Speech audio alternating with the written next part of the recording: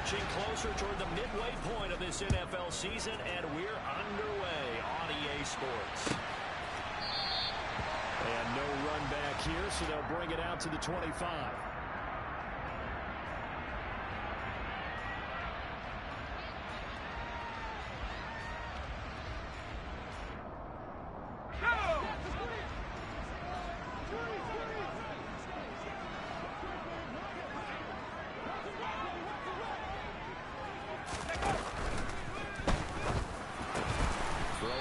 Over the middle. And he gets this one just shy of the 40, down at the 39. So apparently some grabbing of the jersey there on the O-line. Yeah, just working the interior, and that's where the penalty occurred.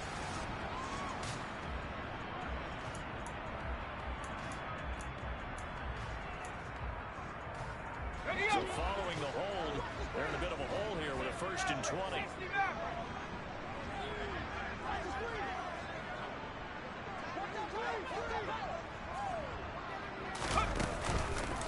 Going strong on the counter. And he's got some space here. A big run there, 29 yards to the 1st. Looked like they picked a heck of a time to run the counter. And we've been saying that in this great game of football probably since we started playing. Anytime you get guys thinking you're going to go one way and you hit back the opposite side, it's a great chance it can turn into the type of play we just saw there. A big gainer. They'll bring a tight end in motion left. 19 tight, 19 tight. On 1st down, right back to Strong. And he is met in his tracks behind the line of scrimmage. That's going to wind up a loss of a full 3 yards on 1st down. That was well played there defensively. 2 tight ends in the formation, which essentially gave him 7 blockers up front. Hard to imagine with all that size and beef that they could let a tackler through. But that's exactly what happened. A loss resulted. So their task a little bit more difficult now. 2nd and 13 that they're walking up on. Throwing Jones. Nowhere to go here. He lost the football. And the Texans scoop it. Look at this. Middle of the field. Breakaway. And they will bring this one back. A fumble return for a Texans touchdown.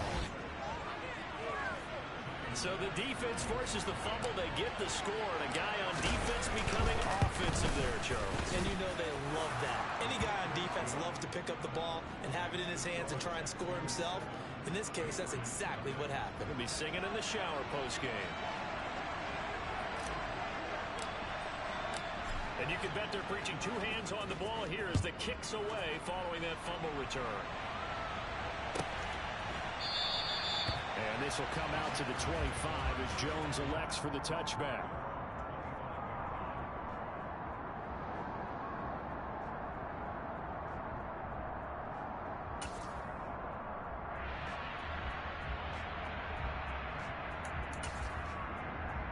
The Pats at the line, ready to go. And they dipped a game below 500 following the loss last week. And you get the sense that maybe this team's at a little bit of a crossroads here. Yeah, I think that's a really good way to put it, because what's that old malaprop? If you come to a fork in the road, take it. Because this crew, they're losing ground fast. They've got to start winning some ball games. And the good teams, they're starting to separate themselves, and these guys are being left behind. An incomplete pass leads to 2nd and 10 from the 25. Warriors 17. 19 Lions. Back of 60. On 2nd down, a run was Strong. And from the 25, they work this to the 29, a gain of 4. Well, this defense for the Texans, they were terrific last week in the win over the Rams. And the big difference in the ball game, they're good at forced turnovers, 3 of them in fact. Being able to take the ball away, give it back to their offense, that's something that's emphasized each and every week, and they carried it out. Now Jones. And he's going to go down. The Texans come at him and able to bring him to the ground. He couldn't get away there on 3rd down. The pressure too much, and he's sacked for a loss of 12. And the punter Bailey on now as he sends this one away.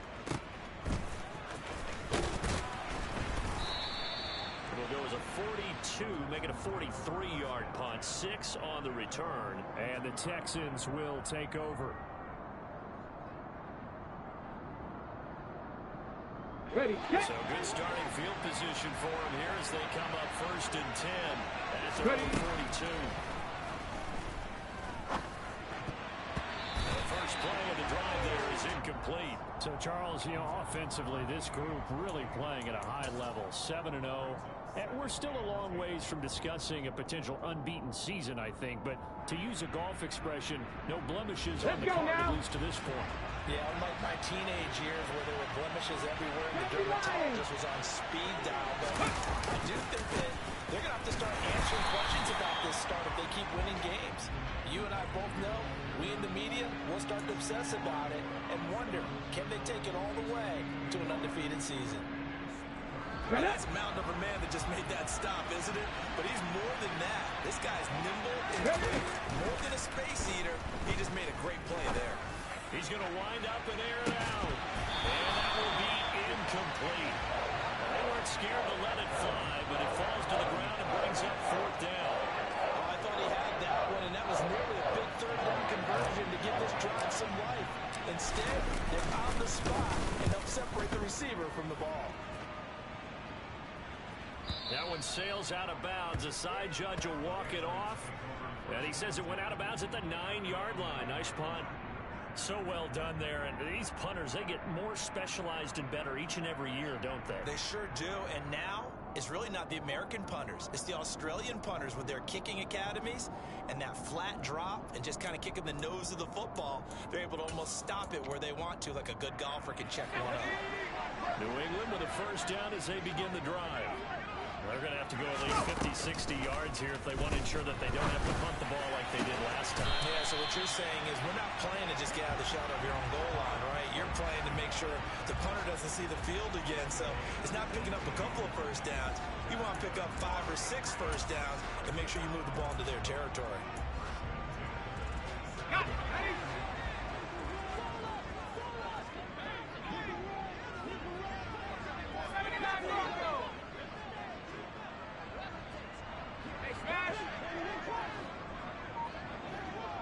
On 1st and 10, it's Strong.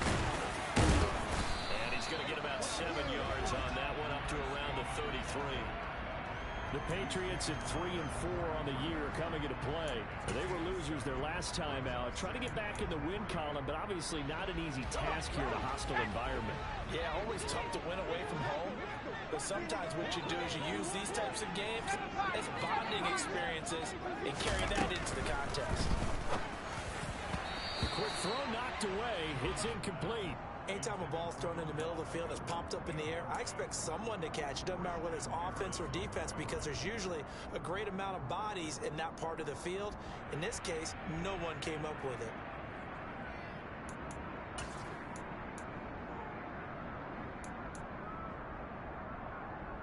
So the incomplete pass on the last play, and that leads us to a 3rd and 3.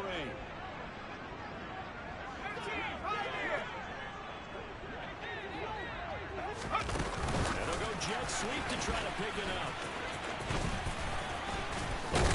And he's going to have a Patriots 1st down as the tackle made at about the 38. And this is just a little touch pass. They send the receiver in motion, just kind of tap it forward to him.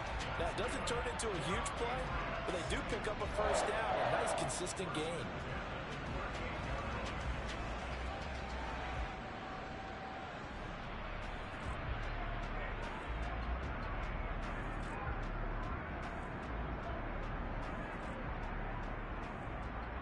So here's a 1st and 10 at the 38.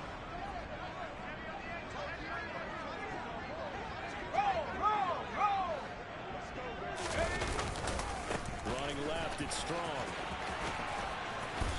And he's going to be stopped up quickly here. Just a yard up to the 39. Can see this quite a bit on running plays with the guys out wide. A lot of times, though, it doesn't get caught. You're exactly right, because it's away from the play usually, so a lot of it goes undetected. But I know this will surprise you. I coach some receivers in the offseason. We work a lot on hand placement and blocking downfield. Might want to take that course. Jones now Off the bootleg.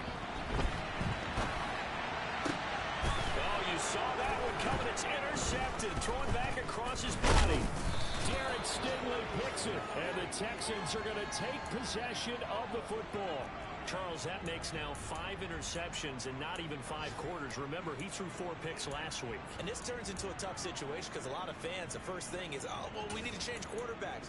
This is your guy. This is your elite player. You can't just take him out like that. If I'm the coach, I make a little joke and say, you know, some big guy, we're going to change the play. So it's obvious that's the problem. It's not you. Keep firing. He's going to let this one go deep. And it's intercepted at the goal line. Picked off by Brandon Stevens. And the Patriots will have the football as this is taken out past the 30. Well, they tried to take their shot right there, but the ball hung up a little too long, and it's intercepted. And when you describe trying to take their shot right there, usually the ball has to be thrown on a little bit more of a line. You just mentioned it. The ball hung up there. The reaction time of the defenders, they win the day and intercept it. The Pats at the line, ready to go. They're probably lucky to only be down 7-0 as they come up 1st and 10. Here's Strong to begin the drive. And he'll scratch out only about a yard up to the 32. That felt like a trap because it looked to me like the opposing front was on that play from the get-go. They had everyone crashing the ball there before he even made the line, and they hold it to just a yard.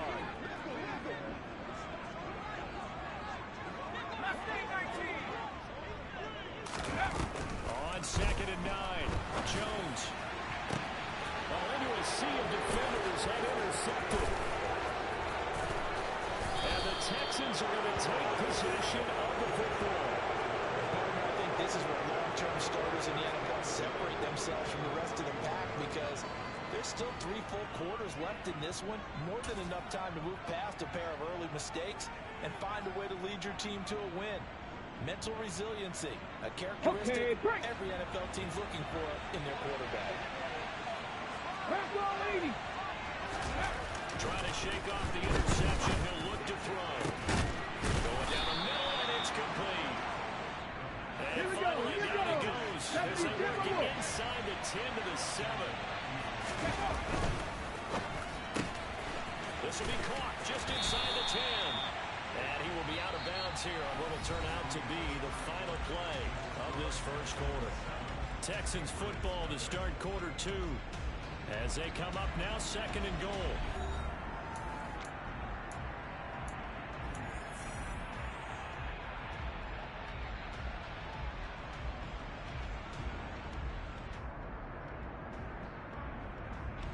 Ready? Cowboy 80. They'll look to run with Nwangu. And he's up for the score. Touchdown, Texans. Kene Nwangu with his 6th rushing touchdown on the year. And the Texans have taken a 2-touchdown lead now. Extra point by Bass, up and good. And that'll make the score 14-0.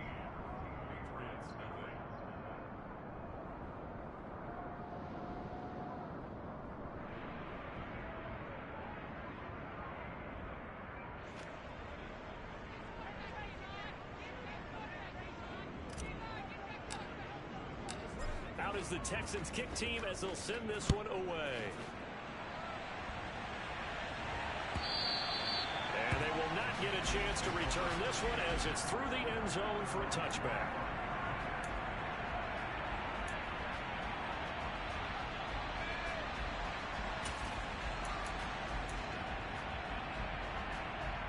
Let's go.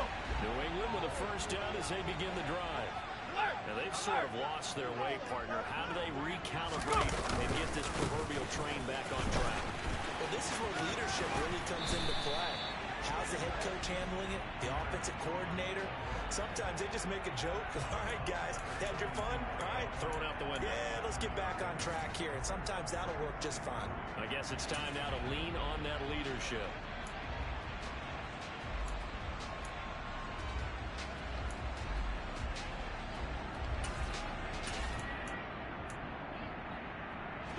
A good run, got 7 on first. Here's 2nd and 3.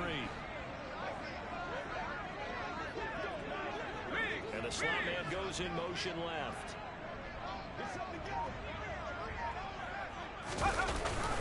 Second down, here's Strong once more.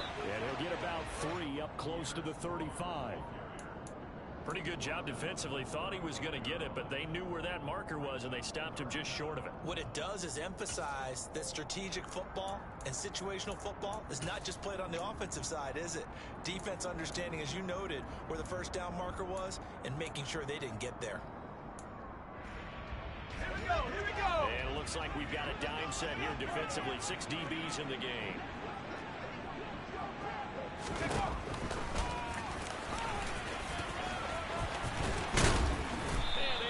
This one across the 45 before he's brought down. The decision to keep it turns out to be a good one. 11 yards in the first down. How about that there? No frills, no additives, right? Nothing crazy. Just find a way to pick up the first down. A nice run right there.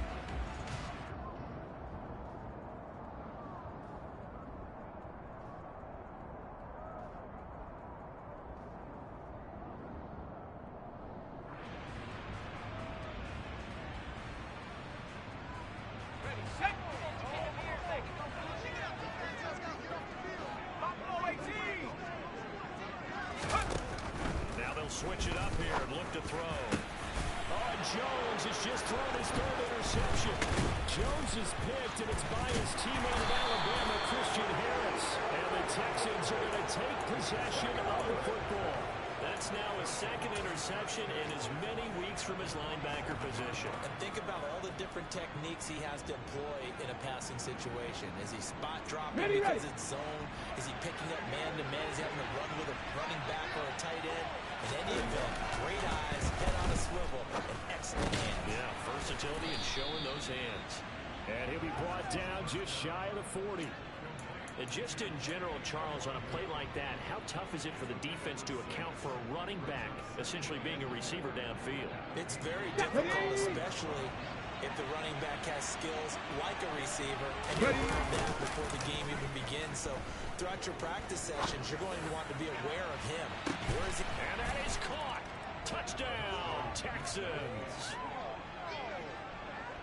Boy, Charles, this offense is just so explosive. They lead the league in scoring, and another example of just how good they are right there on that play. Yeah, we often overstate about how explosive teams are, but this team is truly a threat to score on every snap, especially on the first few plays of any series. And a big strike like that only adds to their reputation as the league's best offense. Out is the kickoff unit as they run up and send this one away. And that one will bounce out of the back of the end zone, so we will start here at the 25.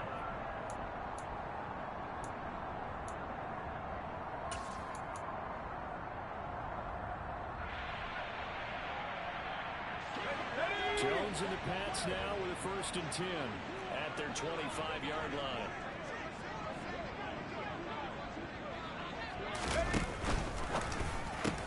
He's got the hook up to Odell Beckham. And he's taken down but able to slip across the 35.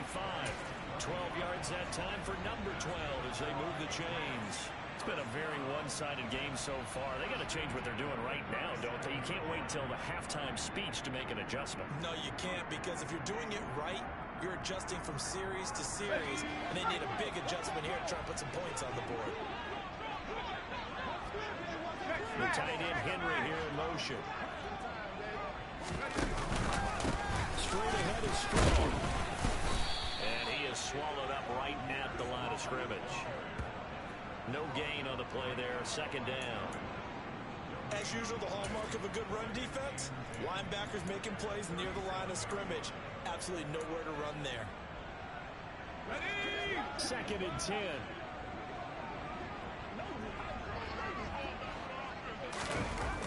Back to throw. Jones flush to his right.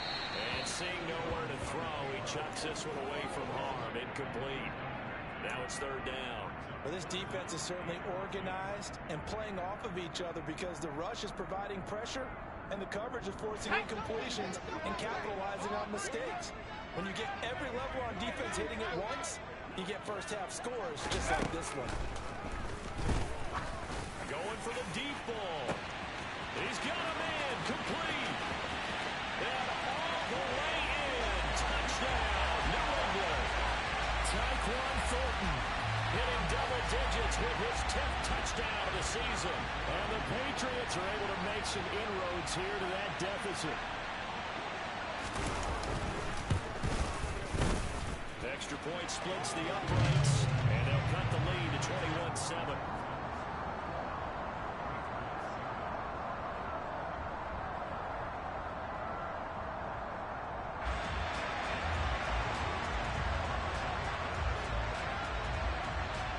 Bailey now to kick it away after the touchdown.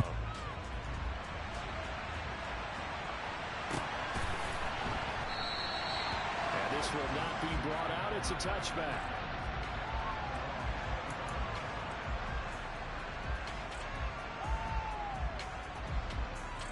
Let's go. The Texans offense ready to go here for their next drive.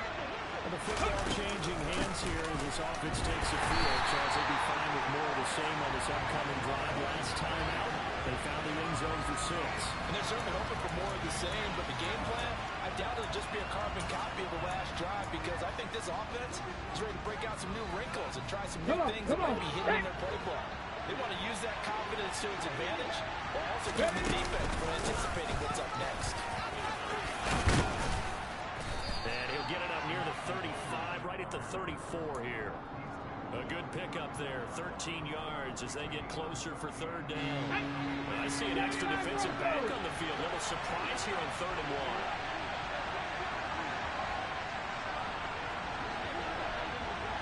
1. Check. 18 level. Now the Texans will burn the first of their timeouts. They'll have 2 remaining as we step aside here in this second quarter. An extra corner comes on now for the Patriots D on 3rd down. 60. Back to throw here. And he fires one that's intercepted. Picked up by the Michigan man, Jabril Peppers. And the Pats are going to take possession of the football. So really the first speed bump that this offense has encountered. They had the rule of the roost here in this first half, but now slowed up just a bit by the interception. And there's a chance that that's a wake-up call for them, because you don't want to go on autopilot too early. That team on defense is capable of making some plays similar to the one they made right there. Throwing to start the drive. Jones. And his pass is intercepted for the 4th time today. And the Texans are going to take possession of the football. They are in an interception mood on defense. Had 2 nice interceptions a week ago. Now 2 here in the first half. Yeah, we call it ball hawking. And the only way to truly be good ball hawks is not guessing. It's not just simply anticipation. It's studying and understanding what they'd like to do and beating them to the spot and creating big plays. They're watching the film, and it's working. And he'll be taken down after a pickup of about 7 as the clock will stop here for the 2-minute warning.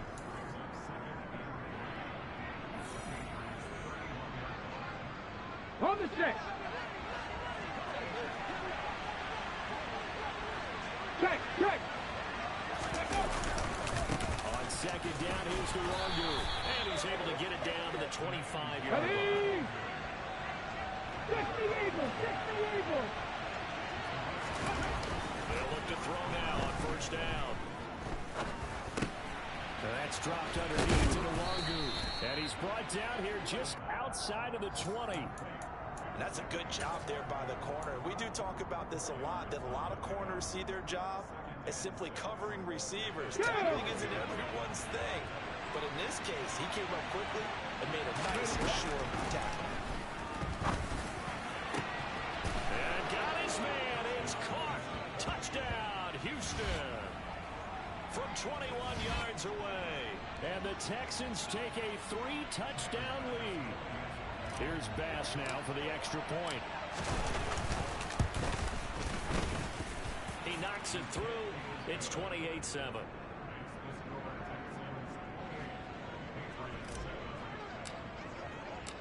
The kickoff team on the field now as they will send this one away.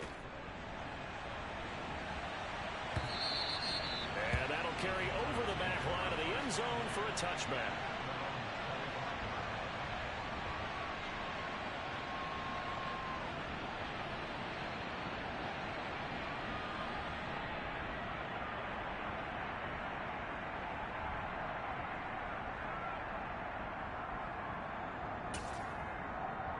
The Pats at the line, ready to go. For this offense, Charles, you got to think kind of crucial here to put something together on this drive. Because remember, last time out, they threw the interception on the very first play. And you can't afford to let this defense keep building any more momentum. They're playing awfully well, and they're awfully confident right now. To me, it's time to attack and take some of that momentum back. But make sure you're selective in doing so. Understand where you want to throw the football, and make sure it's open before the ball leaves your hands. Now the Patriots going to use one of their timeouts as the clock's going to stop with 47 seconds to go in half number one.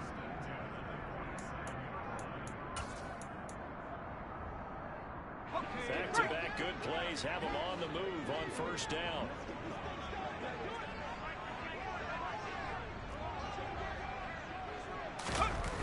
Looking to throw. Jones. And that one incomplete, but now a penalty flag coming in late. That might be PI. So the contact came before the ball got there, and the flag is thrown. Timing is everything, isn't it? And it's so hard to cover these great receivers. They have such great body control, and they can fake you out. In this case, as you described, got there before the ball got to the receiver. Penalty flag had to come out.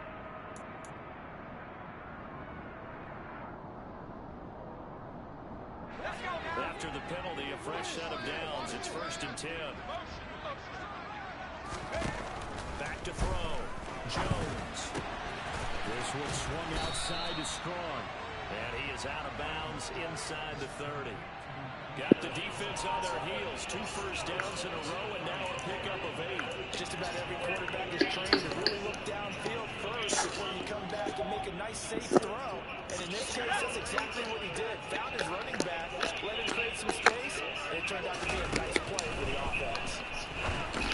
And now here's another interception. Chauncey Gardner-Johnson with a pick.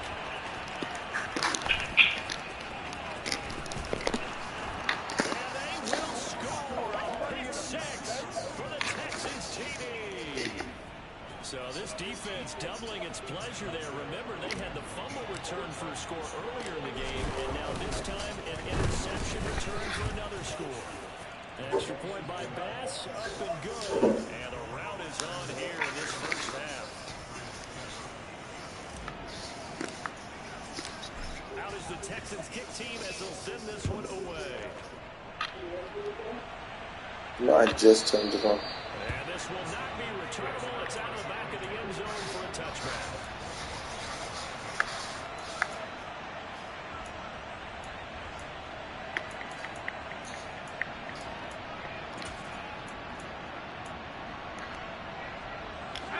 New England with a first down as they begin the drive.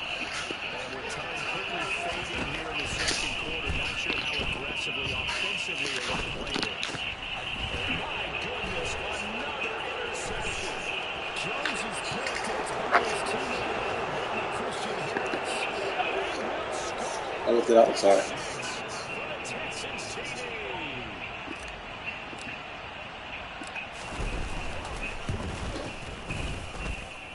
Extra point by Bass, up and good. And a rout is on here in this first half.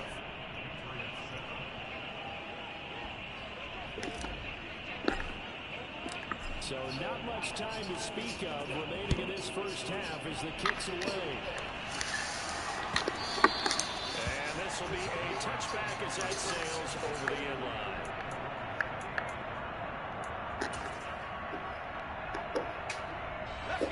The Pats at the line, ready to go. As they take over with just 17 seconds left before the break. They'll indeed start on the ground with that clock. And an anxious moment or two there, but they do get him down. 14 yards is the pickup there, and a New England first down.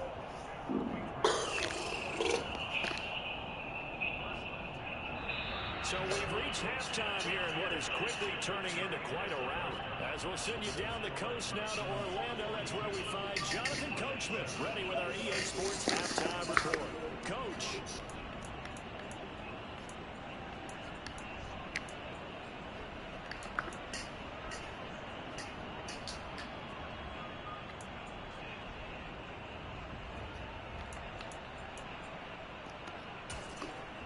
And we welcome you back now. Alongside Charles Davis, I'm Brandon Gordon, getting set for quarter number 3 here.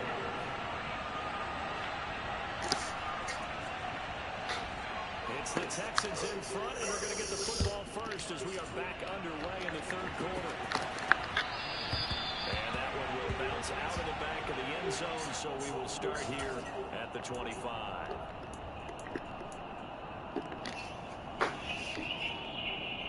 Let's go now. The Texans offense ready to go here for their next drive.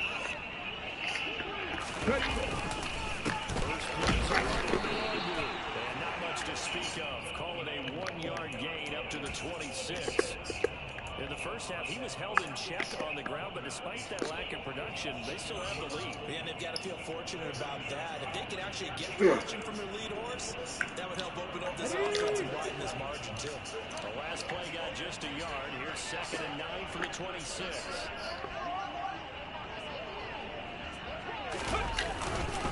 They'll go right back to the line here. They'll be dropped after a gain of about 6 across the 30 to the 31.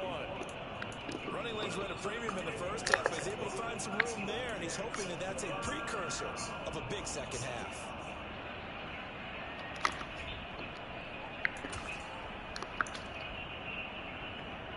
Get up. Pick up the first down.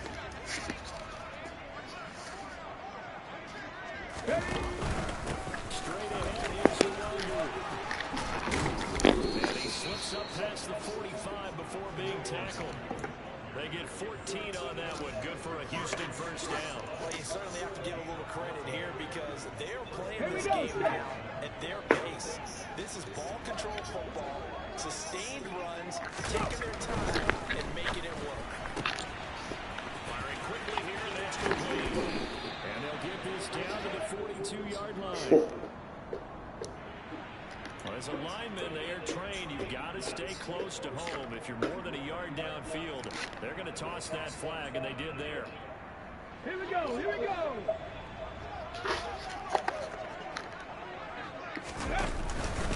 Up the middle, the longer. And he swallowed that right near the line of scrimmage. Tackle made by Grover Stewart. Ladies and gentlemen, that is a force of nature at the defensive tackle position. Yes, he's as big as they come, but still plenty agile. He's able to make a nice play there to swallow the ball carrier.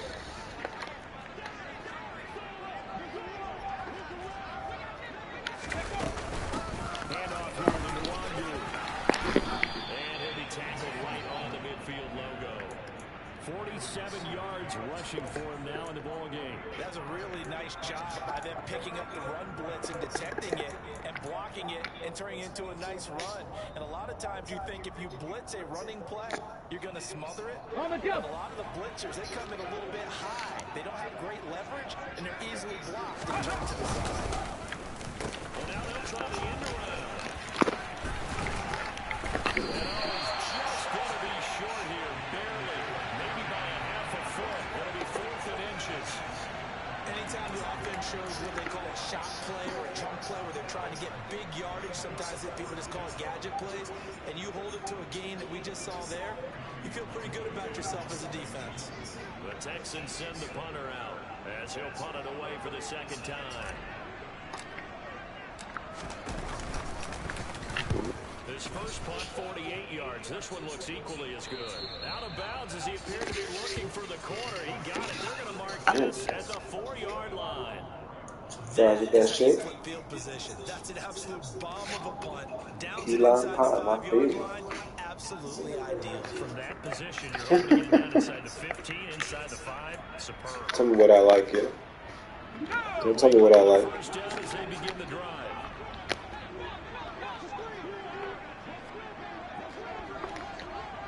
They'll start on the ground is strong. And he'll manage to pick up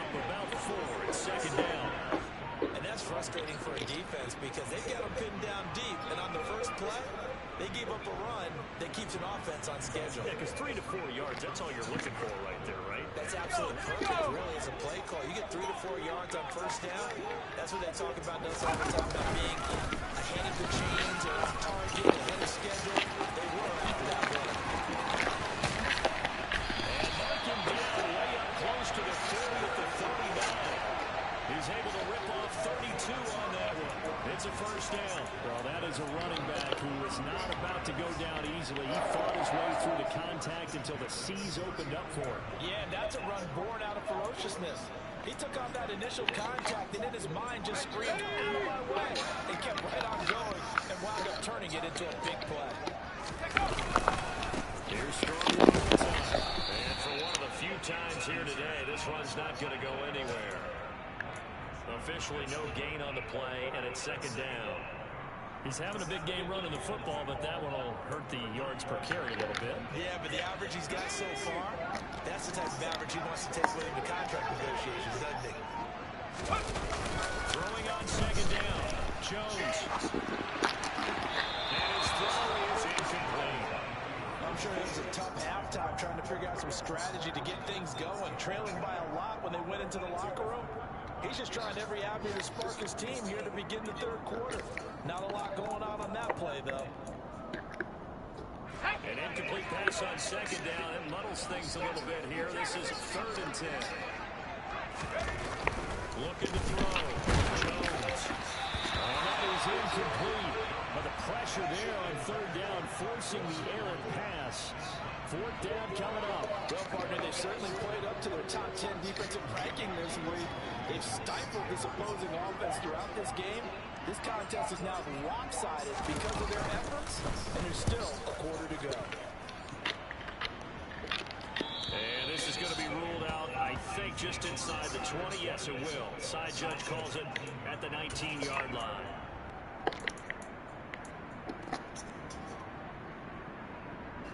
Okay, ready? The Texans offense ready to go here for their next drive.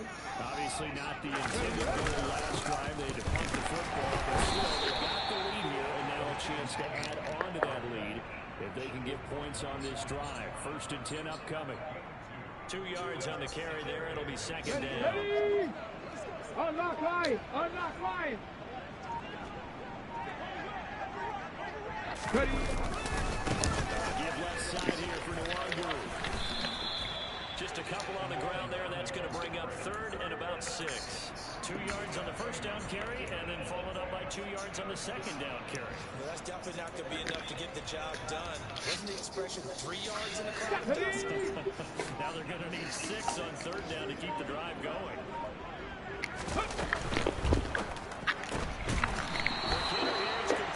Wow. Losing yardage here, back at the 21-yard line. 3 quarters have come and gone. After this break, you're watching the NFL on EA Sports.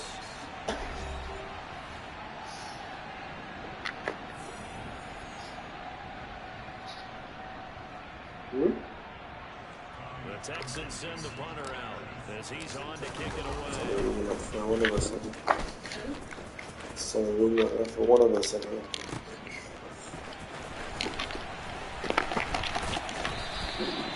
very nice punt that time, but they get 11 back on the return. And the Patriots take over.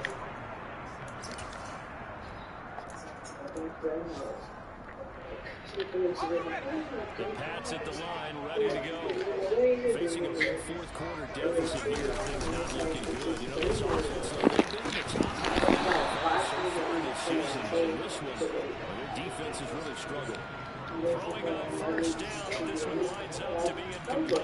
They lead big, and a major part of that has been how they've taken their play to a whole new level this second half. Oh, yeah. No points allowed since the break. And you You think I'm so fat? You think I choose to do this? He said, no, let him no, that's the worst. Adult has the biggest scam on it. Well, that's a good start to this drive on the defensive side of the ball. Come work.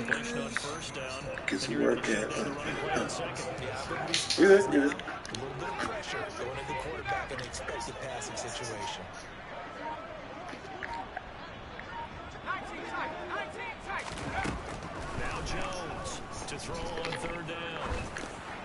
And incomplete on the deep ball. And that's another play that's painted the picture of this game Love it. overall. It's been a blowout. It's been continually fueled by big turnovers and stops for one side and an inability to advance the ball from the other. On fourth down, the punt team is on as this is sent away. Fielded in the play. It'll be a 40-yard punt, 8 on the return. And the Texans will take over with a 1st and 10. Ready? The Texans offense ready to go here for their next drive. And this one has gone pretty well to form. They've come in, had little problem thus far, and now they're trying to polish things off in the 4th. Found a little room there as he's up to about the 37. 59 yards on the ground for him so far. Brandon, I've got to think this offensive line has got some smiles on its faces. And I know it sounds crazy, but they practiced for this back in training camp. They knew they'd be in situations where there'd be extra defenders in the box coming after them, trying to keep them from walking down a game. Right now, they want to show the world they're up to the challenge. That one a 1st down pickup of 8. Second and 2 is prime time for a little bit of a gamble. Let's go the playbook, go play action, toss that bad boy deep. But in this situation, get him to your back, let him pick up the 1st down, keep the sticks moving. And no room that time, getting it to about the 46. Just a yard on the pickup there, and it'll bring up a 2nd and 9. Run blitz there defensively, something we might see more of here in the 4th quarter. I think we'll see a lot of it, and the difference between that and a pass blitz, you're trying to get to the quarterback. You're trying to scheme someone open who will get to the QB and make sure he gets on the ground. In a run blitz, you're actually trying to cover up gaps, trying to cover up holes so they can't run the football. Another run, and they'll get this just to the 47, 1-yard gain. We talk about defenders, specifically linebackers, keeping their eyes in the right spot. He had that eye down the entire time. And you know that's not easily done because they throw a lot of misdirection at you. They try and fool you and get your eyes in the wrong place. But you're right about that one. He correctly figured that one out and made a really nice play. Historically, this is such a tough, loud venue, but you can hear a pin drop right now. A lot of fans long gone, not used to seeing a lopsided score like this.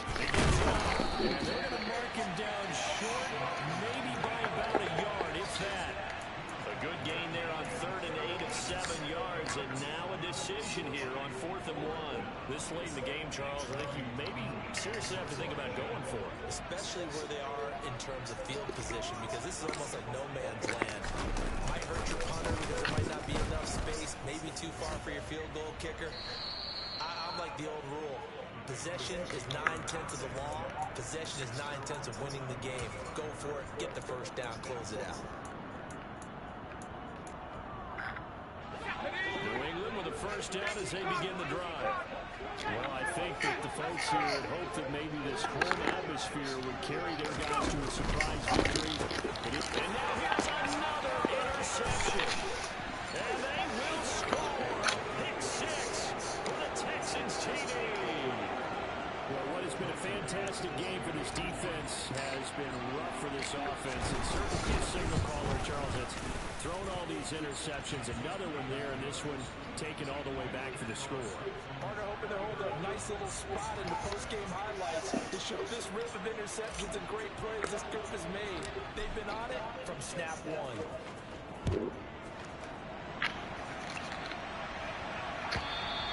And they will not get a chance to return this one as it's through the end zone for a touchback.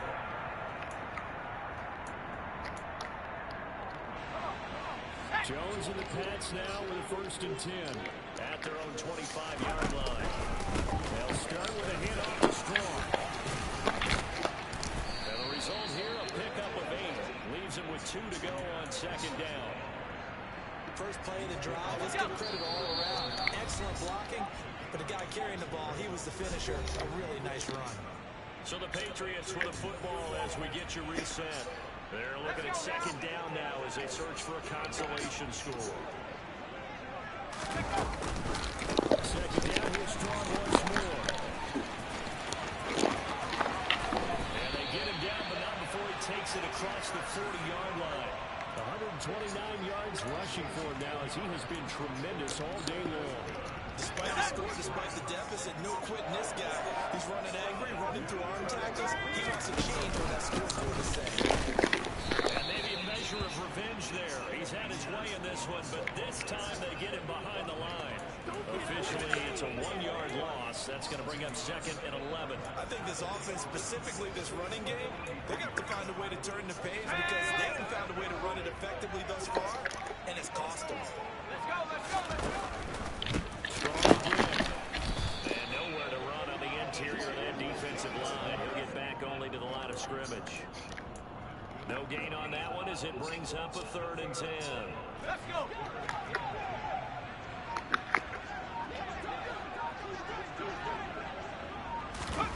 One final shot. They'll look to throw. And this is dropped in incomplete. Well, there's a metaphor for how this one is gone.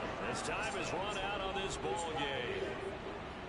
And as this defense walks off the field, they can do so with their heads held high. What a performance by the offense, too. I mean, really, Charles, just complete domination on both sides of the football here in this one. Certainly was, and I think both sides compete against each other all the time. You go to each other in practice, obviously your training camps, your off-season. But on game day, you both want to show your best. And I think that's what we saw from both the offense and the defense, a complete team victory. So for Houston, they continue to cruise as they move to 8-0 now on the campaign.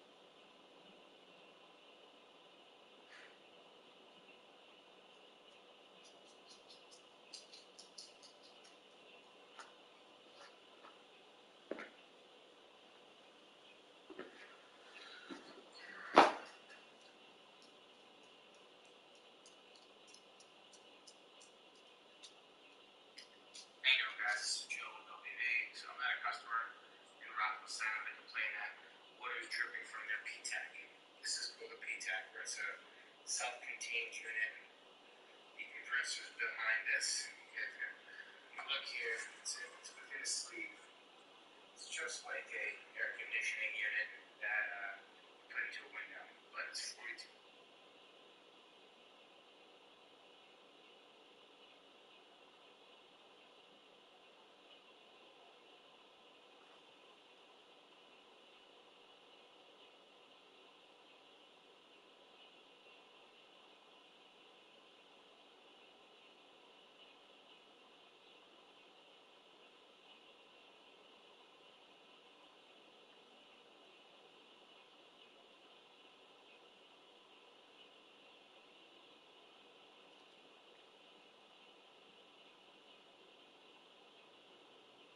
There you go, guys. This is Joe and WV.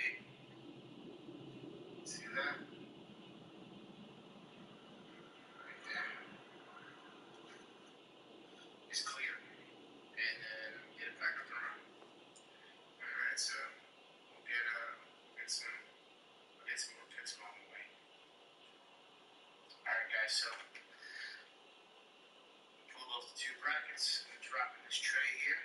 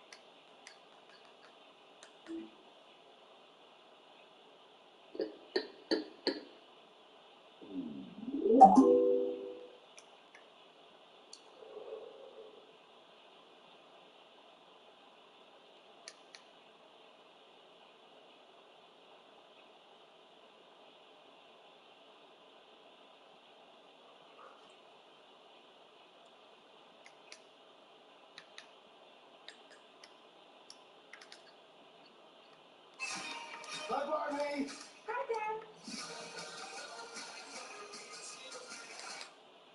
Back to Rockstars, I'm Eric Voss, and The Incredible Hulk is finally streaming on Disney+. And since so many things from this movie are coming back in next year's Captain America Brave New World, to Blake Nelson as the leader, Thaddeus Ross is a rumored Red Hulk, Liv Tyler, Betty Ross is returning, and since we've learned so much about Bruce Banner as a character in She-Hulk, we thought we had to revisit the 2008 Hulk for clues, details we missed before, and an explanation of why this movie is now able to stream on Disney's platform. So let's dive in. And New Rockstars is now 3 channels. This main channel for Easter egg breakdowns, a high channel deep dive for deeper analyses of classic titles, and Dumb Breaker, which is our new home for our inside Marvel reactions. Subscribe to all 3 and support us with one of our shirts from nerdriot.shop. Okay, we opened our logo that we're not used to seeing in front of a Marvel movie. Universal Pictures, spinning this right here. In the 1990s, Universal bought the rights to 2 characters from Marvel, the Hulk and Namor the Submariner. Namor made his MCU debut in 2022 with Black Widow Not Forever. Universal made 2 Hulk movies in 2003 and later fan film, and this 2008 film as part of Marvel Studios' official but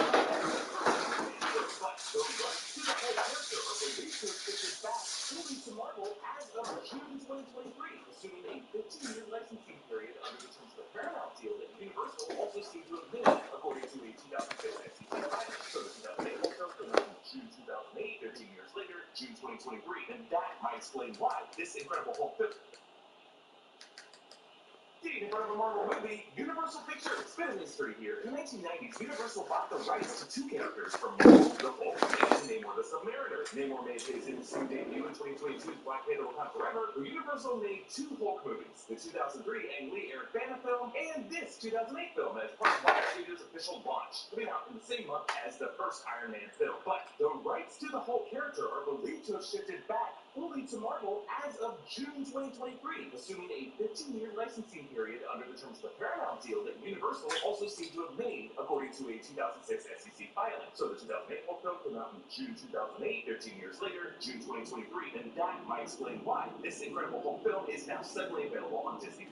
So over these credits, we get an abbreviated recap of this Hulk's origin. All of the visuals were actually recreated from the 70s and 80s Hulk TV show intro, like we see Banner in some sort of science chair, getting bombarded with gamma rays, a green laser on his head. Then we see Hulk out, but from a first-person point of view, injuring Betty Ross and her father, Thaddeus Thunderbolt Ross. But in the wreckage next to Betty, we see a science box with a label that reads Titan. In the comics, Titan is a villain who has been described as the Hulk's Hulk monster that Hulk turns into when he gets angry. Thunderbolt Ross is a blood red head here, perhaps a nod to his comics alter ego, and perhaps his eventual form, the Red Hulk. Ross reappeared in Captain America's Civil War after a long absence, talking about a heart attack that he had that led to an epiphany and transformation. Harrison Ford will be taking on the character in the upcoming Captain America Brave New World due to William Hurt's death in 2022. We find out later that everything we're seeing Bruce go through here is part of the same super soldier experiment that Thaddeus Ross has always overseen. A Amongst a pile of research, we see a book, Inventory of Rare and Endangered Tracheophyta of Amazonians, probably a resource that Bruce is using to look for a cure to his hulking down in South America. There's also a report of some sort of military organization having obtained hair and saliva samples. This harvesting of Hulk blood and tissue will become a recurring effort continuing through She-Hulk, and presumably in Captain America Brave New World, we're currently seeing it by the Skrulls in Secret Invasion, as they harvest enhanced tissue from various sources to make Super Skrulls. Also on the computer screen, we see a notice for a requisition request made to Stark Industries. We see Tony Stark at the end of the film approaching Thaddeus Ross about his Hulk program, tying this all in with the Avengers Initiative. There are also some schematics for this truck with a big cannon doodad on the top. This is the sonic cannon the Army will use to light the Hulk on a college campus later in the movie. It's actually the same exact technology that will later appear in the MCU on War Machine's armor when he uses it in the airport battle in Civil War, and on Mysterio's drones in Spider-Man Far From Home, used on the Tower Bridge in London. Here's a quick flash of a correspondence intercepted message letting us know that Bruce has been trying to get a hold of Betty and various other sources throughout the academic world. But then there's this memo from Nick Fury on S.H.I.E.L.D. letterhead. Now, the events of this whole movie take place during Fury's Big Week, a time period in the MCU that includes events from this movie, from Iron Man 2, from Thor, and from the final scene of the first Captain America film. This is a big week that ultimately leads to the creation of the Avengers. I also like that this memo uses the term threat level red, because as we go through this, we're going to look at any clue we can that might point to the Red Hulk. There's a list of Banner's known associates, including the name Rick Jones, who in the comics is kind of a sidekick character who would go on to become a hacker known as the Whisperer. There's also the name Leonard Sampson, who we actually see later, the character played by Ty Burrell. Doc Simpson is another important character from the comics, but in this movie, he's a psychiatrist who's dating Bruce's ex, Betty Ross. Originally, this movie was going to open with an alternate scene where Bruce tries to kill himself. While we don't see it here, it was referenced in the Avengers. I didn't see him, so I put a bullet in my mouth, and the other guy spit it out. Hulk smashes the ice, which causes a shockwave that unearths Captain America's shield in the ice. You can actually see it here if you look closely. We catch up with Bruce meditating to the sound of a metronome. The implication being that this backstory info dump that we just saw was taking place inside his head. We hear the faint sound of heartbeat gradually slowing down. We learn that Bruce has been hiding out in Rio de Janeiro, Brazil, in an unusually loud and crowded city. Maybe not the perfect place if you're trying to relax while being off the grid. I mean, at any time, the Fast and Furious crew could just roll through dragging a giant safe. The 2003 Ang Lee Hulk film left off with Bruce somewhere in the Amazon rainforest, and while this isn't meant to be an explicit connection to that timeline, it does generally pick up where that story left off. Bruce flips around the Brazilian TV and lands on a clip of the courtship of Eddie's father, which stars Bill Bixby, the same actor who would go on to play Banner in the Incredible Hulk TV show. The character was named David Banner for the TV series. This is one of many nods to that series that appears in the film. Bruce learns breathing techniques from real-life Brazilian jiu-jitsu master Rickson Gracie. Edward Norton was extremely committed to this role, both in terms of his physical discipline and even writing passes of the screenplay, but he was not given credit by the Writers Guild for his contributions. This creative disagreement is something many artists would find at Marvel Studios over the years. Marvel wants screenwriters and directors who play ball with their executive's vision, and actors mostly just get buff and read the lines, with the exception of a few key ad-libs. I am Iron Man.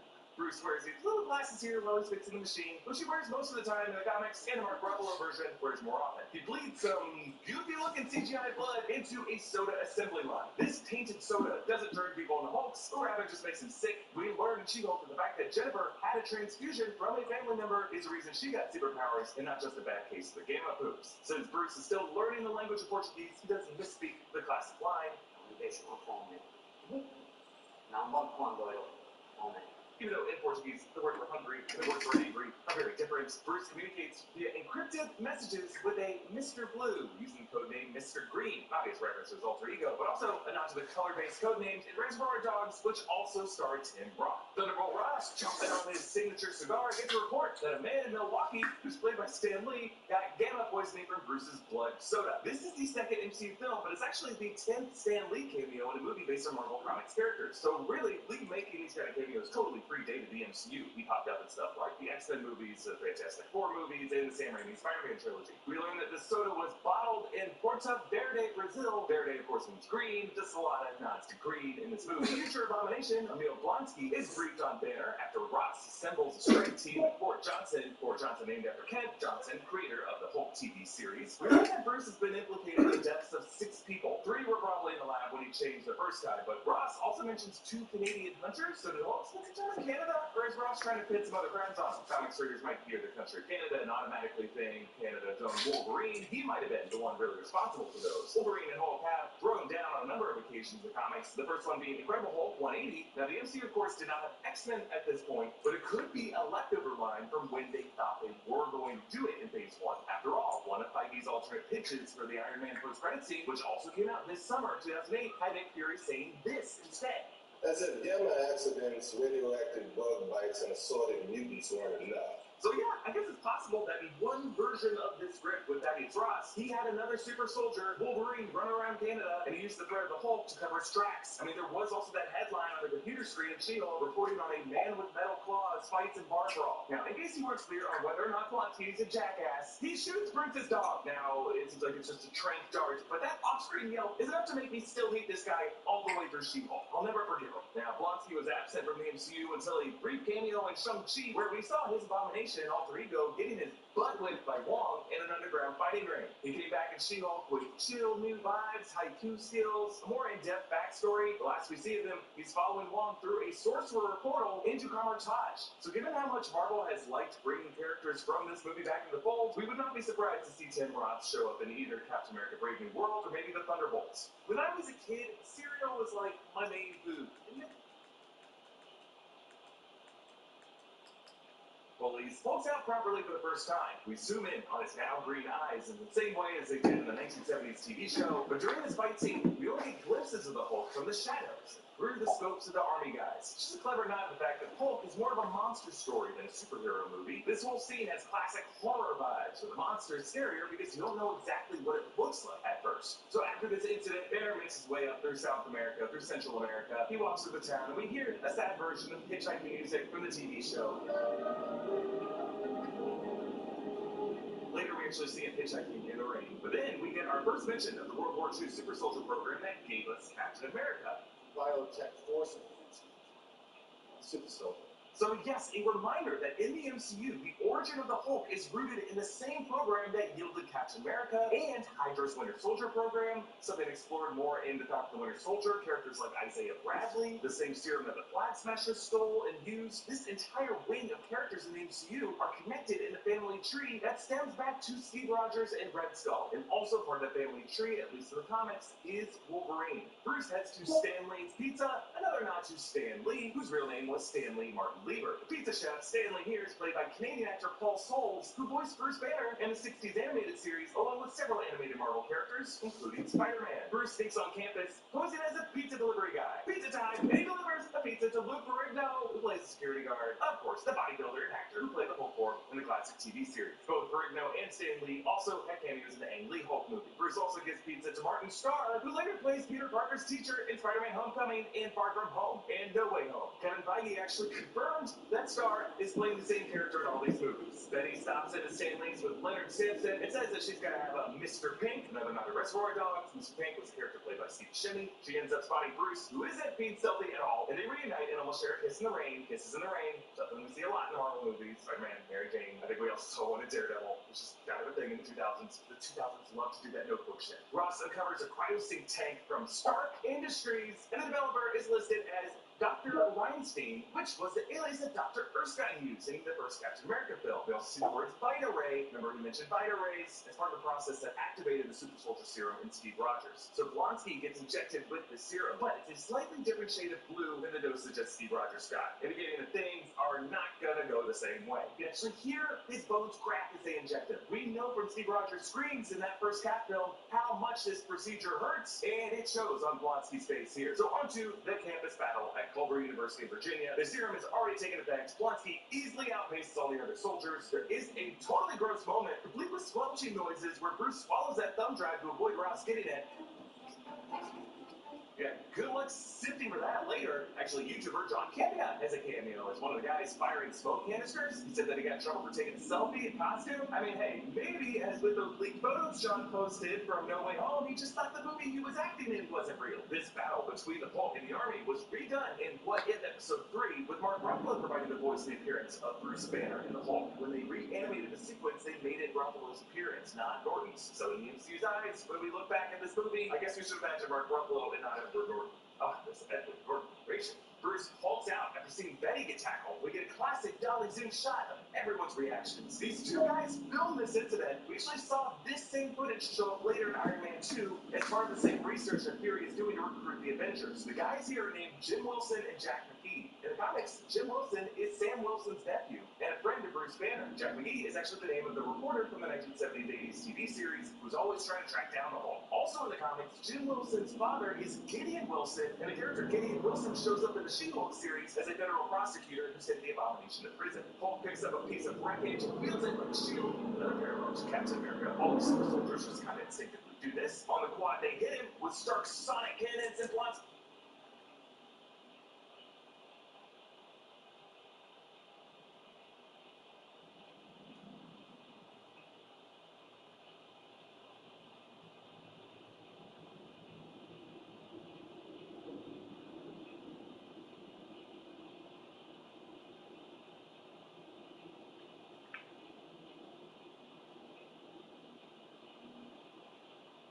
He goes rogue, resulting in a bone-crunching kick into a tree. There you go. Betty calls Hulk Bruce, which we know he usually hates. You're Bruce Banner. Right. Don't get too kitty bear. But he seems okay with it here. He actually does seem to calm down a bit until a helicopter shoots him with a whole mess of bullets. Later on, Betty takes Hulk's hand, just like Natasha does later on with...